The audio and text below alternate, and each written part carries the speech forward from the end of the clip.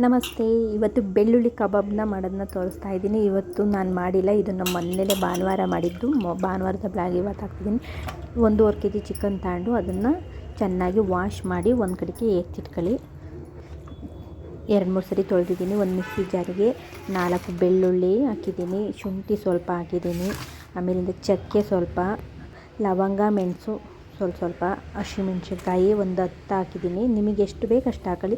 ಒಂದು ಹಿಡಿ ಕರಿಬೇವಿನ ಸೊಪ್ಪು ಹಾಕಿದ್ದೀನಿ.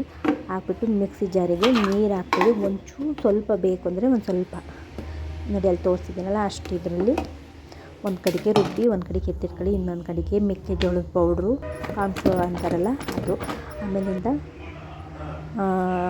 ಎಂಥದ್ದು ಅಕ್ಕಿ ಹಿಟ್ಟು 1 ಸ್ಪೂನು ಕಡಲೆ ಹಿಟ್ಟು, ಆಮೇಲಿಂದವ ಕಸ್ತೂರಿ ಮೇಥಿ ಸ್ವಲ್ಪ, ರುಚಿಗೆ ತಕ್ಕಷ್ಟು ಉಪ್ಪು, ಒಂದು ಅರಿಶಿನ ಪುಡಿ 1 ಸ್ಪೂನು, ಒಂದು ಮೊಟ್ಟೆ ಹಾಕಿದ್ದೀನಿ, ಸ್ವಲ್ಪ ಆಯಿಲ್ ಹಾಕಿದ್ದೀನಿ, ಆಮೇಲಿಂದವ ಒಂದು 3-4 ಸ್ಪೂನು ಮೊಸರು ಹಾಕಿದ್ದೀನಿ.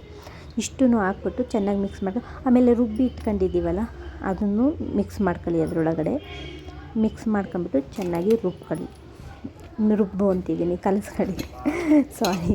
ಚೆನ್ನಾಗಿ ಕಲಿಸ್ಕೊಂಬಿಟ್ಟು ಆಮೇಲಿಂದ ಒಂದು ಕಡೆ ಚಿಕನ್ ತೊಳೆದಿಟ್ಕೊತೀವಲ್ಲ ಅದನ್ನೂ ಅದರೊಳಗಡೆ ಹಾಕ್ಬಿಟ್ಟು ಚೆನ್ನಾಗಿ ಮಿಕ್ಸ್ ಮಾಡಿಬಿಟ್ಟು ನಾನು ಫ್ರಿಜ್ಜಿಗೆ ಇಟ್ಟಿದ್ದೀನಿ.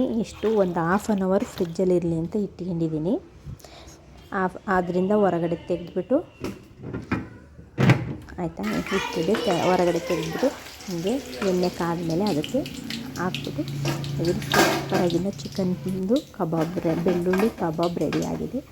ತಿಂದು ನಮಗೆ ಕಮೆಂಟ್ಸ್ ಮಾಡಿ ಹೇಳಿ ಯಾವ ಥರ ಇತ್ತು ಅಂತ ಮಾಡಿಬಿಟ್ಟು.